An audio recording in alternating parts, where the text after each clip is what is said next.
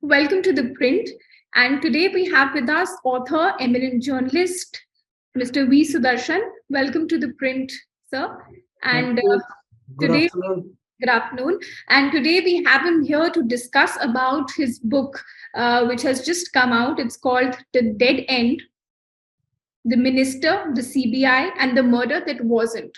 So let me just give a brief description about the book. And since I have read it and in fact enjoyed reading it thoroughly, since it is so well researched, it has so much attention has been paid to all details that is required in writing or that goes into writing a book like this. Because since it's a non-fiction book, it's a very very sensitive topic. So this is about an advocate that attempts to correct a typo, and in that he just gets caught up and it leads to a murder. Then follows a lot of police inquiries. The investigation happened, but somehow the police wants to cover up this murder as a suicide.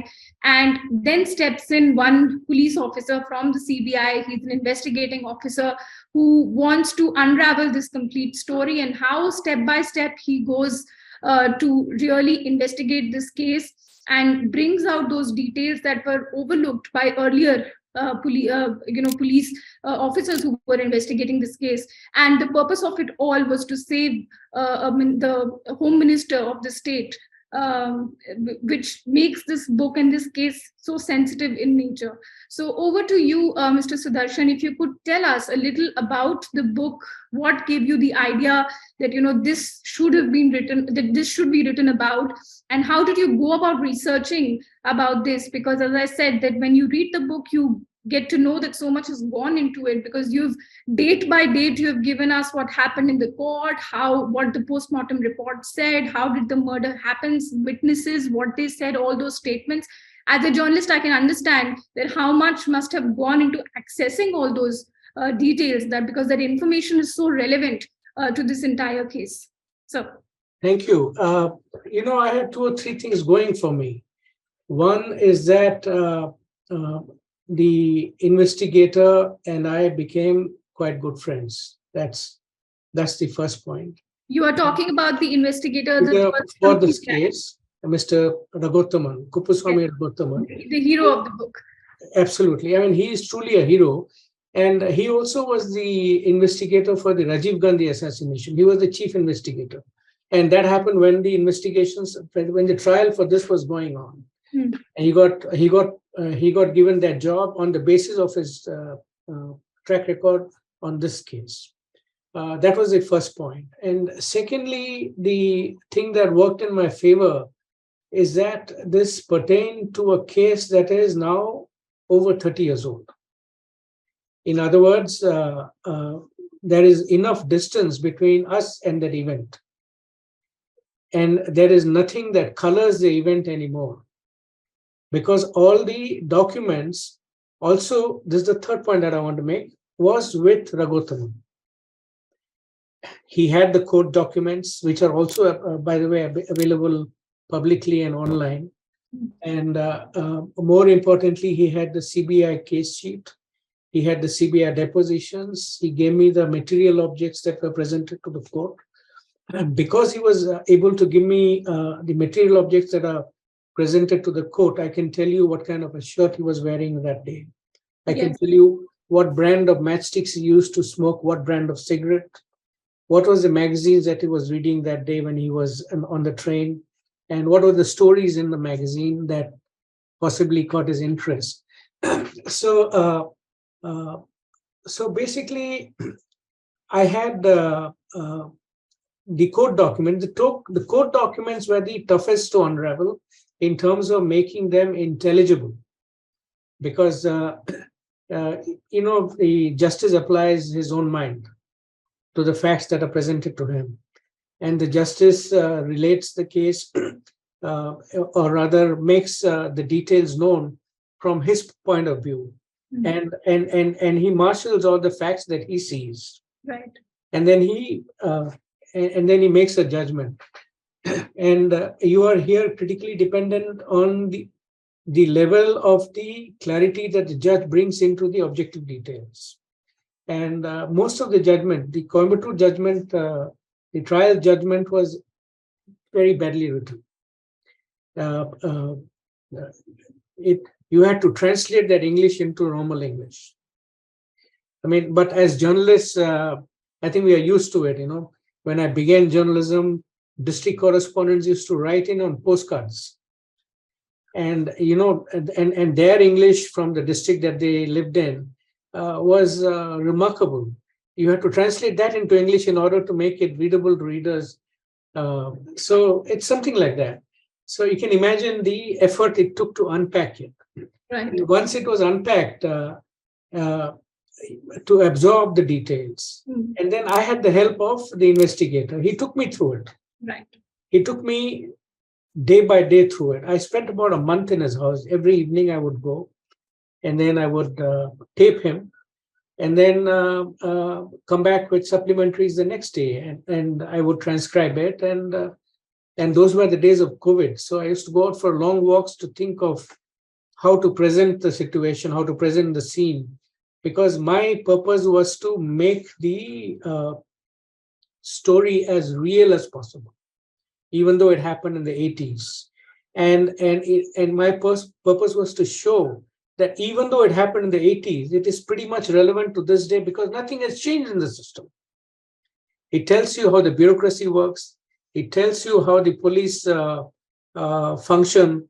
It tells you the pulls and pressures that operate within the system. And it also situates the chief investigator, in this case, Mr. Raghuttaman, in a very difficult position and how he breaks out of it. Right. Absolutely.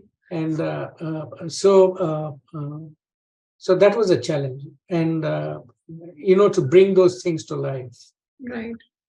If you could tell our viewers a little about the main characters of the book, when you talk about Rashid, who was he? How did he get into this? Because the book really, when you start reading it, of course, it goes as to how he got into that, how he went into Bangalore.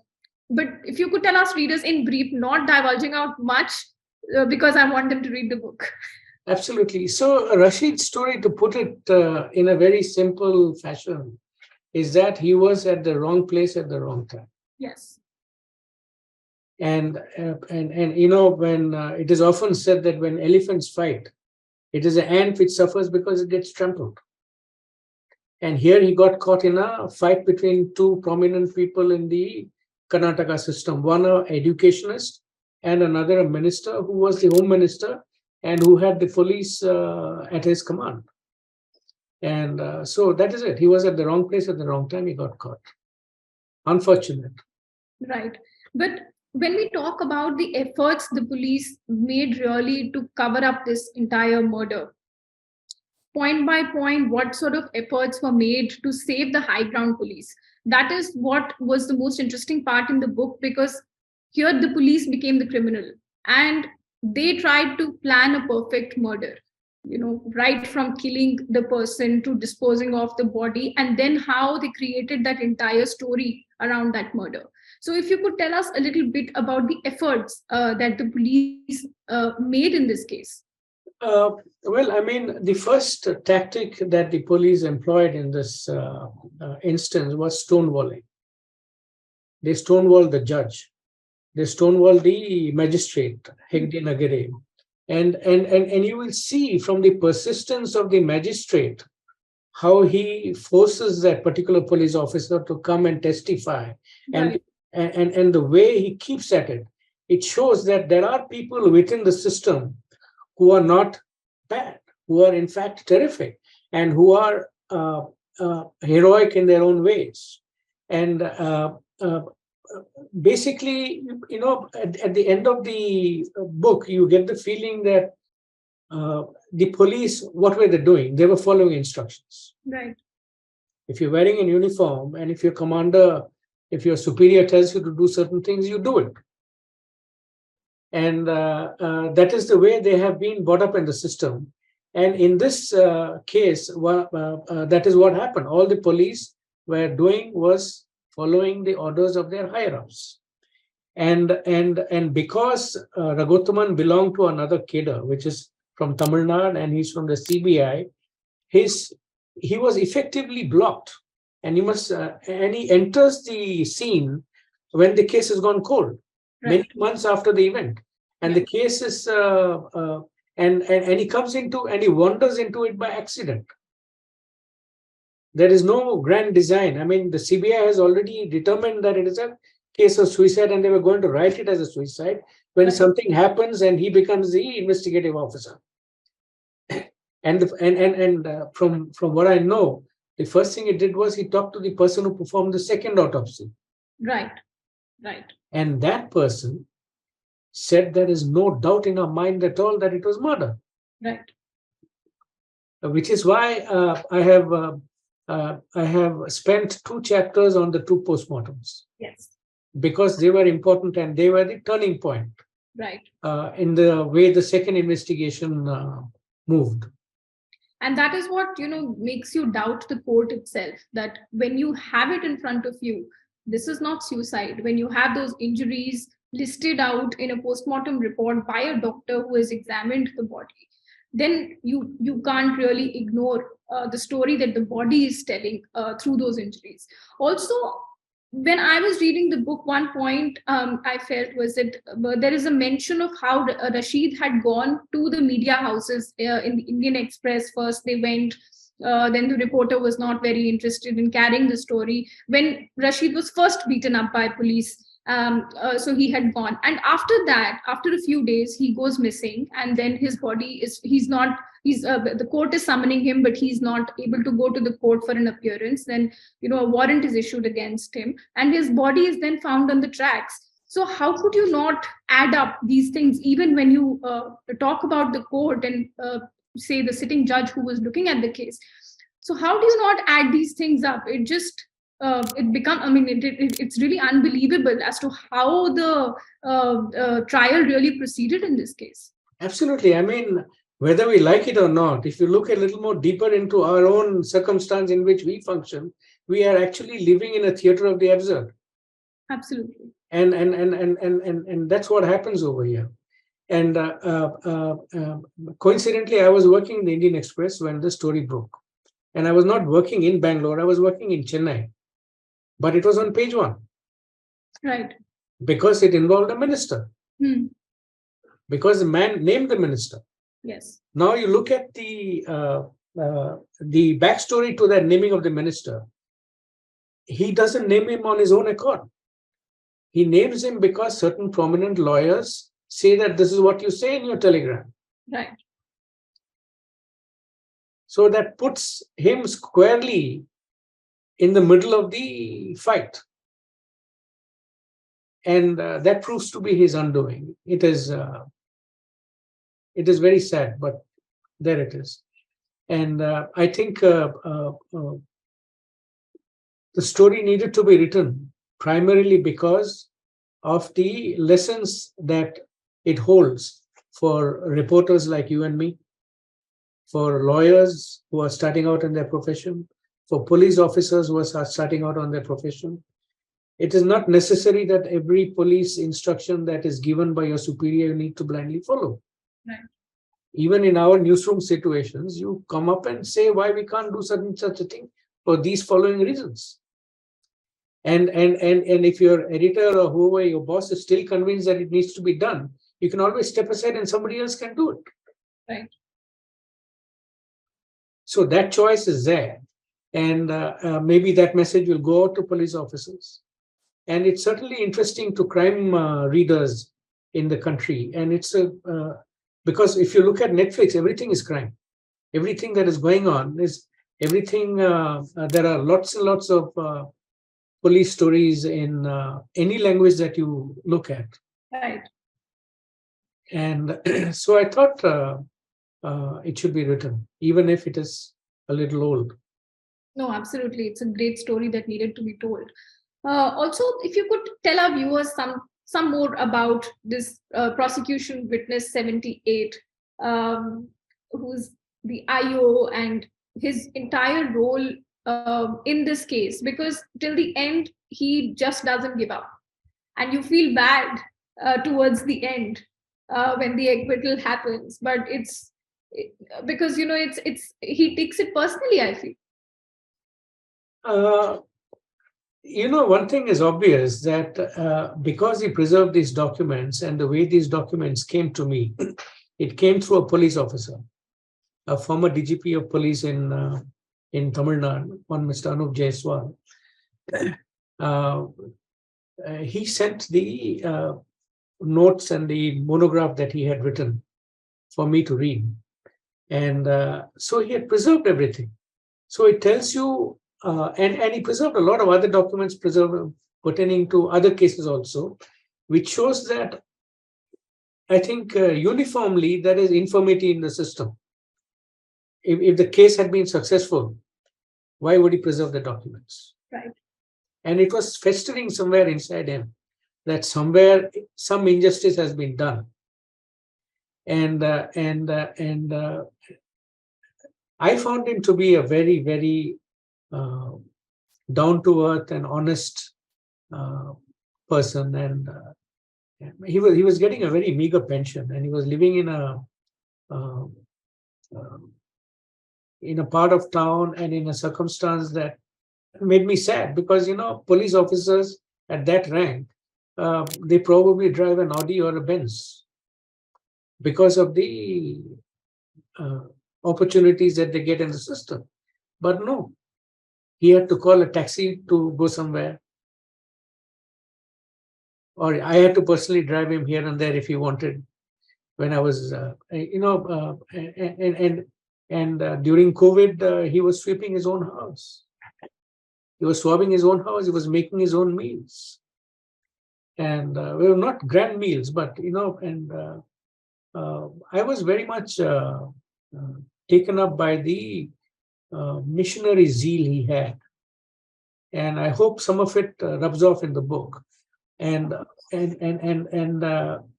of the things that was working in the back of my mind was actually a movie called Chinatown. I don't know whether you've seen it. It's got Jack Nicholson in it. It's got Faye Dunaway in it, and it's a noir. It's a movie that is totally unrelievably black, and in the end of it, Jake, who is a private investigator with Jack Nicholson character, he's told by the others, "Go home, Jake.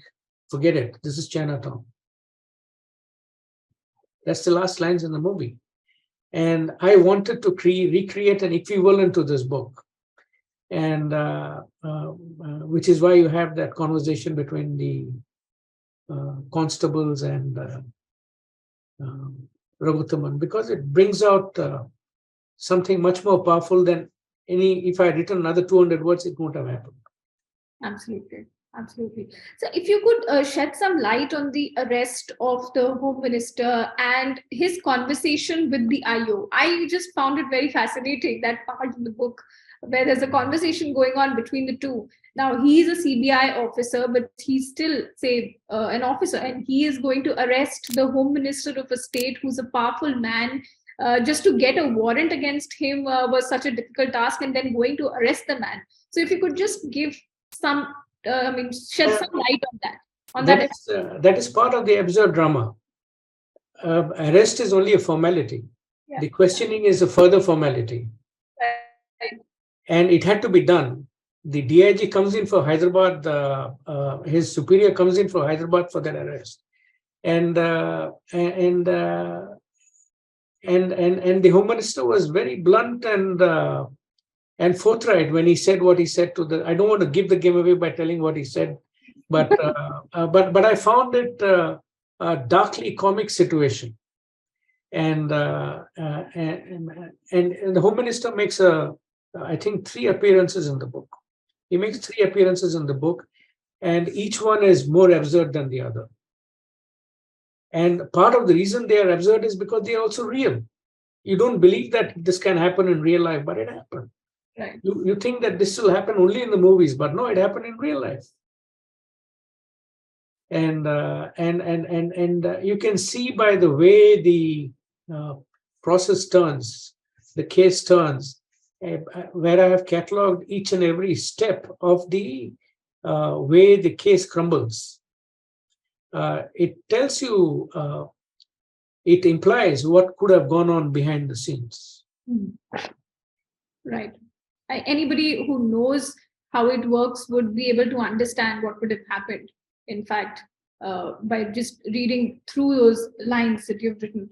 So, also one character, although she doesn't come a lot in the book, is the wife of Rashid, which really, it pains when you read about her, because she's this person who's very concerned about Rashid, or he also loves her a lot. Did you get to meet the family back home, Rashid's family? No, unfortunately, no. So when my primary task was to work with the material that has been established already. It has been established. It is part of the court document. It is part of the records. Right. And I didn't want to stray from it, because then you're getting into areas that are not advisable. Right. And so in that sense, the book is fiction, in the sense that I was never there when it happened. But Raghuttaman was there. Right. He met the wife. He met the wife when she comes to testify in court. He has not met the wife otherwise. Some other person from the CBI has met him. But the communications between the husband and the wife is part of the court record. Right. The date on which that card was sent and what the card said, that's part of the court record. And my challenge was to, because right when Rashid is introduced, right in the first page, he's going to die. Because I say so, that he's not going to be alive, Yes. And even then, you mentioned that he didn't know that this will be his last conversation when he calls his wife. Absolutely. So I made the reader aware of the impending death of Rashid all through. And in a matter of few pages, I had to establish his family life. I had to establish the bond between the husband and the wife. I had also to establish the compulsions that he had in order to stay back, even though he died on his wedding anniversary. Right.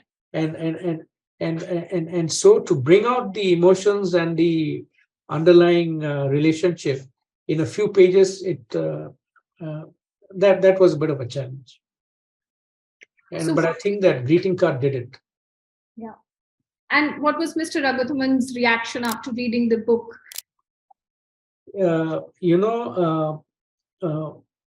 were many versions of the book. So when I had first written the first draft, I gave it to him in one evening. One evening, I gave it to him, and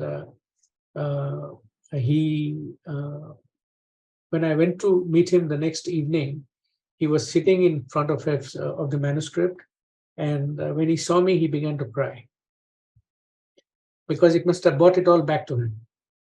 And he said that you have done a wonderful job, and then he signed he autographed the manuscript with the date and saying how much he liked it. And he broke down. He cried, and I felt really humbled and also validated that I have done something okay. No, the book, in fact, leaves you with that question in your head, that why could it not happen? Why could it not be established? Why did the case really hit the dead end?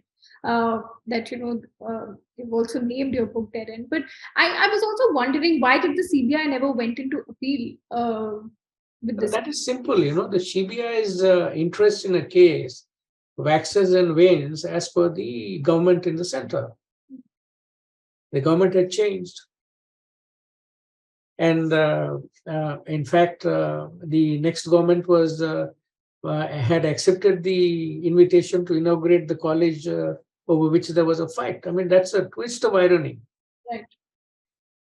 And even when the case was going on, his own superiors were not, let's say, 100% with him. He had to fight the system, and there are enough instances in the book.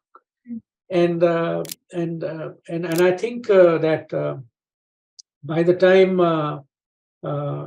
Mr. Raghuttaman also was sidetracked into the Rajiv Gandhi thing, which must have been huge. Which must have been huge. I mean, just imagine now, many years later, the convicts have just got free 2 days ago. And you can imagine, what is happening. There are prisoners who have committed equally heinous crimes who are in prison for longer time, but they are still in prison. But these people are out. I don't think Mr. Raghuttaman would have been happy at that outcome also. Yeah. But that's the way it is. That's the way life is. And once your job is over, the call of appealing becomes more or less, it dies a natural death. Everything has been thrown out by the court. Right. And the book clearly shows that it is not a easy thing to work in the CBI. Your resources that you have is pretty pathetic. Your legal help is pretty pathetic. And it is all your evangelism and your focus that makes the difference. And I would argue that it is not possible to sustain it over such a long period of time. Right. You give up at some point. That's true. So what do we see from you next? Actually, I have written another book of true stories. I can show it to you. It's called Tuticorin. Okay. This is called Tuticorin. It's the name of the place. Yes, of course. Where a district in Tamil Nadu, where the events in this book happen, and all these are also real stories. Okay. And that has just come out. And okay. Is it also based on crime? These stories? It is all crime. It is all crime. Okay. I am on a. I'm in love with writing stories, and this. Anyway, I hope you get a chance to read it. It's it is set in the districts, so it is the first step and the first stage in which human beings come into contact with the police at the police station, and how their lives change, and what it is out in the open where there are no English papers, let's say. Okay. And the publishers have called it Malgudi Noir. Okay. So yeah, so I'm working on a sequel to this. So that's the one that I'm going to be writing shortly. Hope to receive a copy of that so that we can read and then maybe discuss that as well. In fact, Mr. Sudarshan has written some very, very interesting books, including Madras on My Mind and Anatomy of an Abduction that you mentioned in the beginning of the interview. In fact, I have read the book and it's a great Thank read. you. So I wish we had met before and we could have done an interaction in that book as well, because I thoroughly enjoyed reading that book as well. It was a pleasure interviewing you, Mr. Sudarshan. Thank you so much for being with us at ThePrint today. Thank you so much. Have a great day. Very, very best for your book. All the best.